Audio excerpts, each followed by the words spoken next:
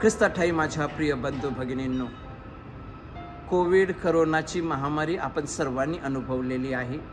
ह्या महामारीमध्ये अनेकांकडे पैसे असून अन्नधान्य मिळालं नाही आणि अशा वेळेला प्रसिद्ध अभिनेता सोनू सूद ह्याने मात्र दररोज 45,000 लोकांना फुकट जेवण घातलेलं आहे। जीवनाचं किती सुंदर उदाहरण आपल्या समोर ठेवलेलं आहे। अन्न ही माणसाची, प्रत्येक माणसाची मूलभूत गरज आहे आणि ह्या जगामध्ये प्रत्येकाला अन्न मिळेल एवढं असून आज ते प्रत्येकाला मिळत नाही। जगामध्ये असे अनेक देश आहेत आणि ह्या देशातील लोक आजही उपासमारीला सामोरे जात आहेत आणि अशा वेळेला मत्तई वर्तमान अध्याय 9 ओवी 14 आणि 15 मध्ये आपण ऐकत आहोत, योहानाचे शिष्य येऊन प्रभूला प्रश्न विचारतात की आम्ही आणि परुषी उपवास करत असताना तुझे शिष्य मात्र का उपवास करत नाही? आणि प्रभू येशू त्यांना समर्पक असं उत्तर देतो की जोपर्यंत मी त्यांच्या बरोबर आहे, जोपर्यंत नवरा त्यांच्या बरोबर आहे, वर त्यांच्या बरोबर आहे, तोपर्यंत त्यांना उपवास करण्याची गरज नाही। जेव्हा वेळ येईल तेव्हा ते उपवास करणार आहेत।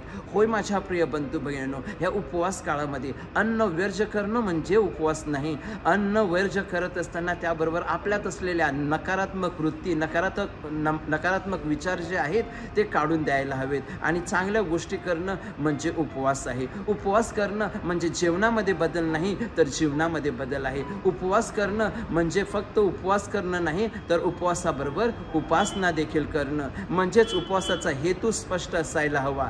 देवाच्या जवळ राहणं, देवाच्या अधिक जवळ जाऊन त्याचा अनुभव घेणं हे असायला हवं। त्यासाठी आपण प्रार्थना करूया।